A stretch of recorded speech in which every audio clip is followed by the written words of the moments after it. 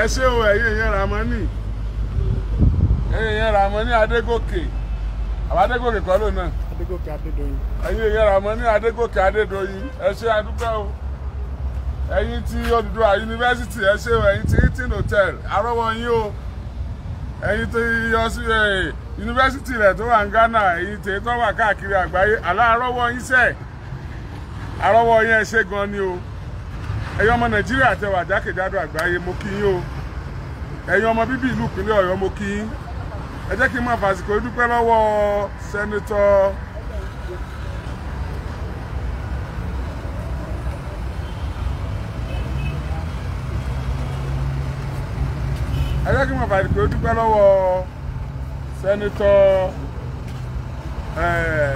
Muhammed Kọ́lá Balógun sẹ́nitọ̀ tó ń ṣojú ẹkùn ìdìbò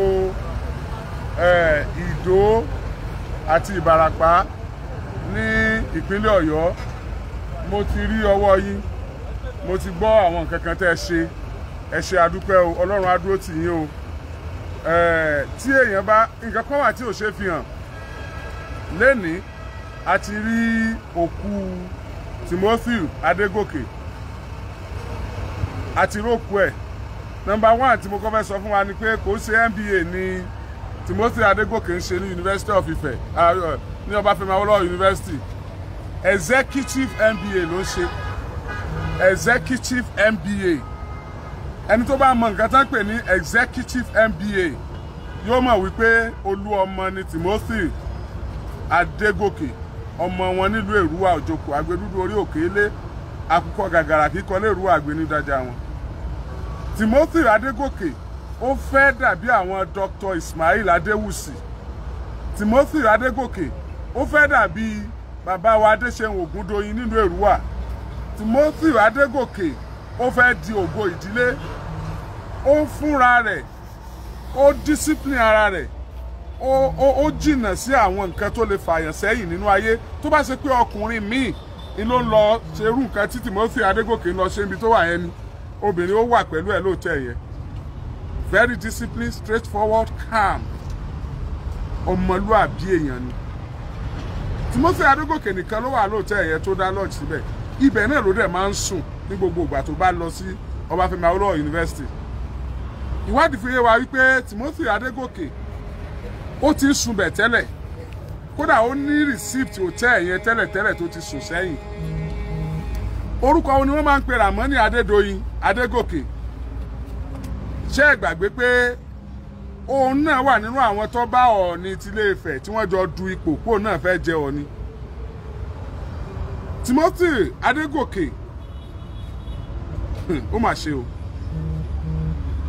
fọ́tò ìyá rẹ̀ ni mo fi hàn yín lọ́sàn-án yẹn tẹ́ ẹ rí yẹn lórí òpó wa yìí ẹ wò bí ìyá ẹ ṣe rí ẹ wò bó ṣe dà bí ìyá ẹ ṣe jókòó nìyẹn lásìkò tí honorable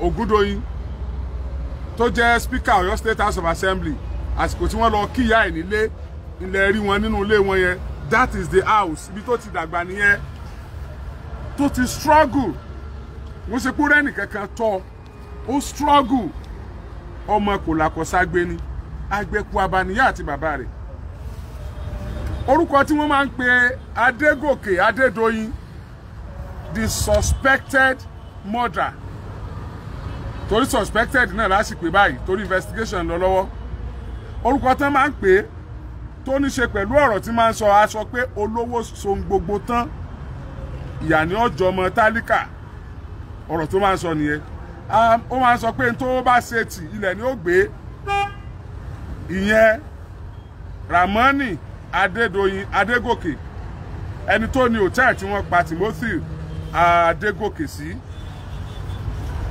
ọ̀pọ̀lọpọ̀ èèyàn ló ń sọ wípé bóyá iṣẹ́ tá à ń ṣe yìí nǹkan tá à ń ṣe yìí àfi jeopardize investigation.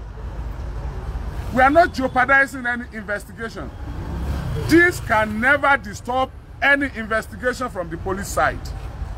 Your investigation apart, this is our own job. Àwa ọmọ kígbe ni tí justice máa fi wà done. Ìgbé táwa ń ké ni wípé justice must be done. tí n bá dẹ̀ tí ń gbọ́ information yẹn màá máa fi tó yín létí. Gbogbo gbìyànjú yín láti hack account mi, gbogbo gbìyànjú yín láti remove post tá a ṣe, ẹ ti remove àkọ́kọ́, a tún ti gbé kejì sí, ìmí ni mo tún ṣe yìí tí justice máa fi done, tí Timothy Adégòkè tó fi máa rí justice gbà, a ní kúrò lórí ẹ̀. Ìyàwó ẹ̀ ọmọ kékeré níyàwó ẹ̀, bàbá àbèjì ni Timothy Adégòkè. Àwọn ọmọ rẹ̀ kéré, ẹ lè imagine báwo lọmọ ọmọ ọkùnrin tó ń kàwé tó ń struggle tó wá jọmọ 37 years, ẹ lè imagine báwo lọmọ rẹ̀ ṣe máa rí. Wọ́n ti wá fi tó wa létí pé Adégòkè Adédoyin ti mọ̀ wípé Oríyọmí Hamzat ó ti take over, ó ti ní interest nípa iṣẹ́ yìí.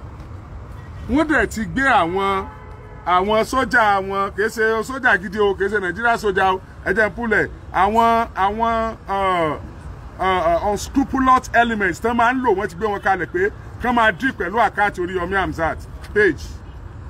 Ẹ lè rí nǹkan kan ṣe sí mọ́. Ẹ yọ tànà àtúndà padà, ẹ lérè lè yọ. Ojú ní ti náà sàn. Gbogbo ẹni tó bá fẹ́ bá yí ọmọ nìkejì jẹ́ ojú máa ti ni. Kí lẹ rò pé ń ṣe? Níta gbọ́ ta fẹ́ sọ ni o, ẹ̀yin ọlọ́pàá kẹ́lẹ́ bá ṣiṣẹ́ lé lórí ni o. Ẹ ti gbàbọ̀dè, tó ra wà pẹ̀lú yín lénìí, bó tiẹ̀ jẹ́ pé Oríyọmí lẹ̀ ń wá, but a wà pẹ̀lú yín lénìí, ẹ ti gbàbọ̀dè. Ṣùgbọ́n information tó tẹ̀ wá lọ́wọ́ ni wípé Timothy Adédoyin, Ramani Adédoyin Adégòkè, àwọn èèyàn rẹ̀ lọ ṣiṣẹ́ pé níbi autopsy report ibẹ̀ làwọn fẹ́ gọ sí. Ṣé ń gbọ́ mi ẹ̀yin èèyàn? Wọ́n níbi autopsy report làwọn fẹ́ gọ sí. Ẹ má gọ síbi autopsy report. Àṣírí ti tú, ó ti tú nìyẹn. Àwọn ọmọ ìgboro wa ní tíṣẹ́ bá ti já, ó ti já nìyẹn. Aláyé já jẹ́wọ́, iṣẹ́ ti já. Adédoyin, iṣẹ́ ti já. Because question àkọ́kọ́ tá a béèrè tẹ́ bá gbé autopsy report wá pé Timothy kú sínú yàrá, á bi léèrè pé báwo ni Timothy ṣe kú sínú yàrá? Ṣé òfin tó dá ilé ìtura sílẹ̀ hotel, ṣé kò sọ wípé bẹ́yẹn bá kú sínú yàrá bẹ́yẹn, the first thing to do is to report in the police station. Unfortunately for you, police station ẹ wà lára police station tí ẹ lè report sí, ó wà lára àwọn police station táwọn ẹbí rẹ̀ kọ́kọ́ lọ nígbà tí wọ́n ń wá, tí ò sí report kẹ̀kẹ́ pé ẹ̀ kẹ́kẹ́ kú sí hospital yín.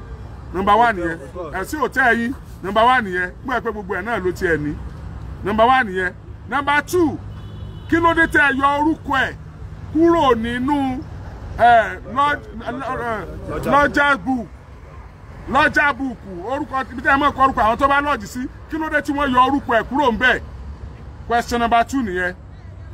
Number 3 ni pé receptionist téèyàn máa kọ́kọ́ kàn, ó deny wípé Timothy ò lodge sọ́dọ̀ àwọn until the investigation from the bank account reveal pé ó send owó séèyàn kan, táwa rí pé orúkọ ẹni tó send owó sí yẹn ó wà ní hòtẹ́ẹ̀lì yín tó jẹ́ tó máa gbowó wọlé.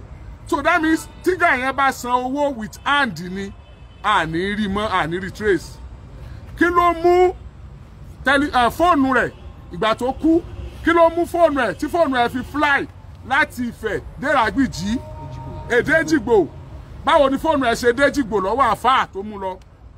Tó ẹgbẹ́ gbà tán bẹ̀rẹ̀ sí ní pé ìṣe lójú fóònù síbì kan tó padà ju fóònù. Ẹ máa gbọ́ mi lọ o ẹ̀yin èèyàn. Tó gbogbo àwọn ìbéèrè la fẹ́ kẹ́ ẹ máa béèrè.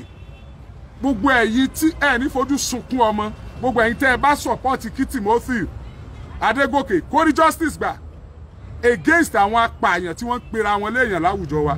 Táwọn sọ pé bàbá kẹ̀ èèyàn dé tó dàgbà pé wọn kì í ṣèèyàn.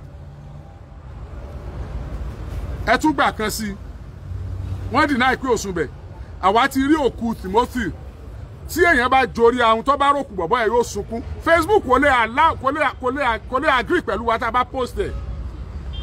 Facebook can never agree with us. Tó bá yẹ pé ó kú normally, tó bá pé ó kú ikú gidi tí àwọn tó ní hotel yẹn tí wọ́n lè defend ẹ̀ ní, wọn ní gbé ọmọ ọlọ́mọ kán fi aṣọ yìí kán gbé sínú páálí kán lọ sí ọlọ́pàá mélòó ló wà ńbẹ̀ nígbà tí wọ́n ń sin law enforcement agency wo ló wà ńbẹ̀ nígbà tí wọ́n ń sin right wo ni anybody ní láti gbé ọmọ ọlọ́mọ bẹ́ẹ̀ kó lọ sí irú autopsy report wo la wá expect tó lè exonerate Adédoyin please tell me irú autopsy report wo la expect tó lè exonerate Adédoyin àti àwọn tán jọ ń perpetrate evil act yẹn.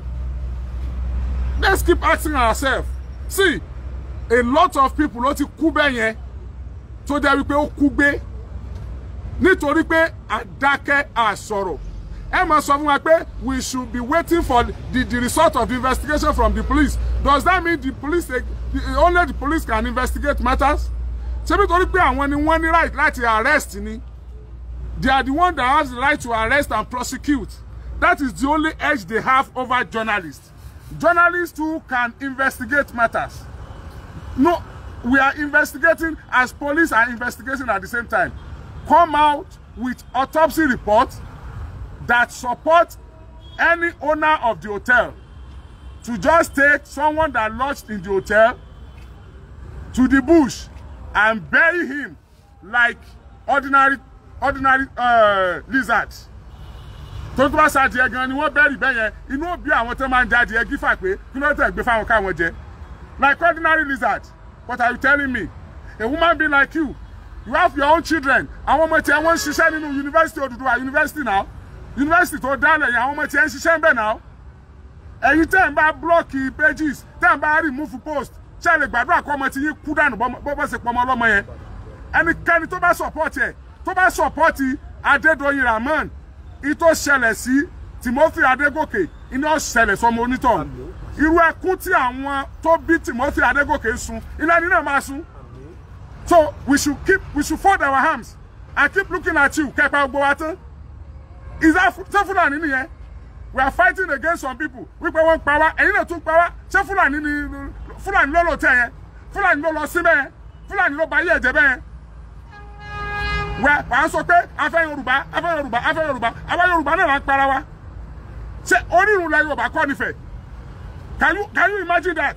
Ẹ jọ̀ọ́ ẹ bá mi post ẹ ẹ bá mi repost ẹ ẹ bá mi share ẹ distribute ẹ ẹ jẹ́ kó fly as usual. I'm still coming back tomorrow to give you the feedback provided I have another cogent things that I have to say tomorrow. But today mo gbọ́ pé wọ́n fẹ́ capitalize wọ́n fẹ́ doctor autopsy report. Wọ́n fẹ́ doctor autopsy report. Ramani Adédoyin sì sọ wípé olówó ṣe ohun gbogbo tán. Àwọn èèyàn ẹ̀dẹ̀ ti back ẹ̀ láti máa ṣe aburú fún anybody tó bá ṣe tán láti expose wọn. Ẹ ṣé púpọ̀. Ẹ tún ṣe àìbẹ̀ ṣe àtijẹ́ta àti tàná.